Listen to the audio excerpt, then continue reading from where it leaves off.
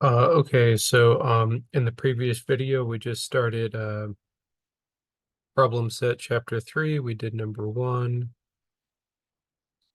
and we did number 2. Let's just continue on to number 3 here. Okay, so firm alpha is a price taker. It's a marginal cost. Let's do remember here. Yeah, price taker does mean perfect competition. So I tend to talk about these things as we go along, just the basic stuff that pops in our head. Perfectly competitive market. Firm alpha is a price taker. Its marginal cost is a marginal cost of Q. Average cost is, of course, average cost of Q. The average variable cost is the AVC, average variable cost of Q, at the current short run price. So remember, at the current short run price, there's a bunch of variables we're not even considering. They don't have anything to do with the chapter, but short run price basically means everything stays fixed, except for maybe one variable that we're focused on. But short run price means outside forces, we don't have to worry about that, basically, is what that means. So firm alpha optimally chooses to produce Q equals 100, but it has a negative profit. Then we can conclude that. Okay, so the answer is going to be E. That requires a little bit more explanation there.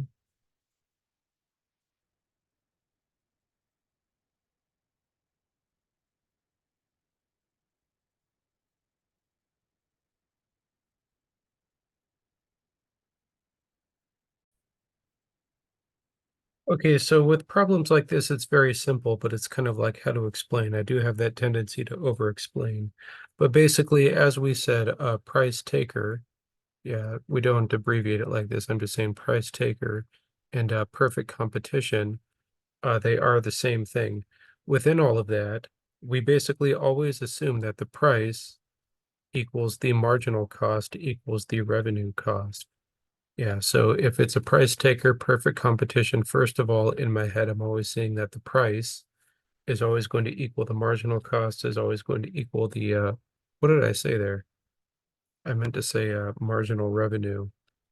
Marginal revenue. I do apologize. But we have that basic thing, so I'm just trying to kind of organize the concepts. I understand the concepts, but it's kind of like how do we organize it? Such that it's kind of like a math proof. So the price equals the marginal cost. Okay, so number 2, uh, this is going to be profit. We don't want to confuse profit with price. But the profit is always going to equal the revenue, yeah, minus the cost, which is less than 0. Okay, so what do they say? They say that we have a negative profit, therefore the profit, which is revenue minus cost, is going to be less than 0. So there is a little bit of a math proof. Yeah, take the cost to the other side. What did we just show? We just showed that the revenue is less than the cost, of course.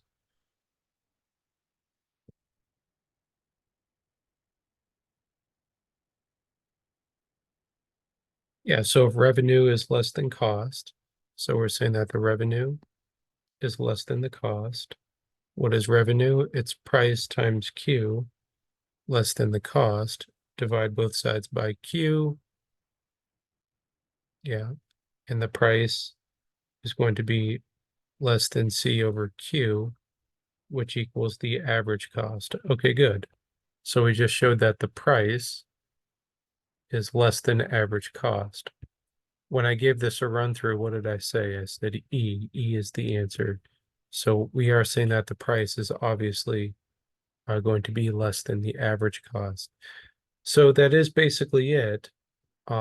It does say that the firm is still producing. If the firm is producing at all, if the firm is running, we're always assuming that the price is greater than the AVC. So if we kind of see this simple math proof, it's very, very weird the way that they write it. E, write it backwards. I wouldn't say backwards, I would say correctly.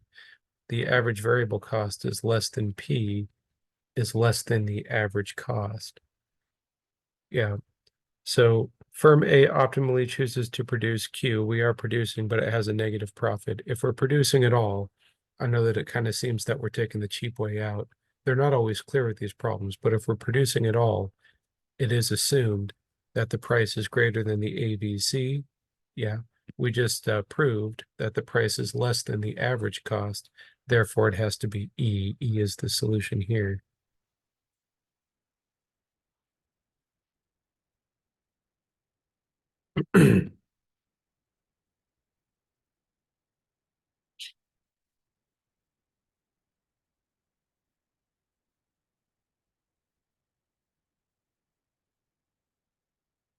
Yeah, so some of the explanations are very, very simple. I'm trying to kind of do a few problems in a video. Yeah, don't cut it too short. But some of these problems are really going to take 5, 10 minutes of work. So if we make shorter videos about 5 to 10 minutes, I think we do number 4 in the next video.